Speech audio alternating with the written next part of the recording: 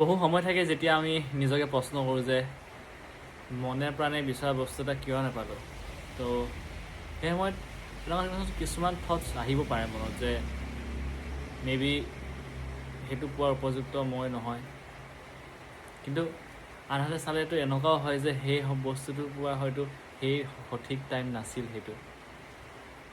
তো দুনিয়াখন নিজৰ চিন্তাৰ ওপৰত নিৰ্ভৰ। তুমি তোমাৰ চিন্তাবোৰ যিমান এটা ডাইৰেকশ্যনত নিবা, তোমাৰ দুনিয়াখনো সেনেকুৱা এটা ডাইৰেকশ্যনতে যাব। লাইক কিছুমানে হয়তো ভাবে যে মনে মনে কামটো কৰোঁ তেতিয়া সফল হ'ব।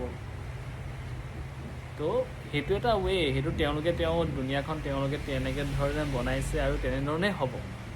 আৰু কোনোবা হয়তো আছে যে কামটো কৰি আছে দেখাই আছে, বিকজ সেই কামটো কৰি আছে দেখাই আছে কাৰণে তেওঁৰ মনত এটা আছে যে মই কামটো কৰি আছোঁ, আই হেভ টু প্ৰুভ, মই কণ্টিনিউ সেই কামটো দেখাই থাকিব লাগিব। তো সেই কামটো তেওঁ সেইটো বেচিছতে কৰি আছে, কিন্তু কৰিতো আছে জাষ্ট হ'ব লাগে লাইফত, জাষ্ট হ'ব লাগে। বাকীটো এণ্ড যি হ'ব আছে সেইটোৱে হ'ব, বাট হয়তো যাব লাগে যি ধৰণে কৰিব বিচাৰোঁ যাতে সেইখিনি হৈ যাব লাগে সিমানে। চ' থটছবোৰ তেনেদৰে ৰাখিব লাগে।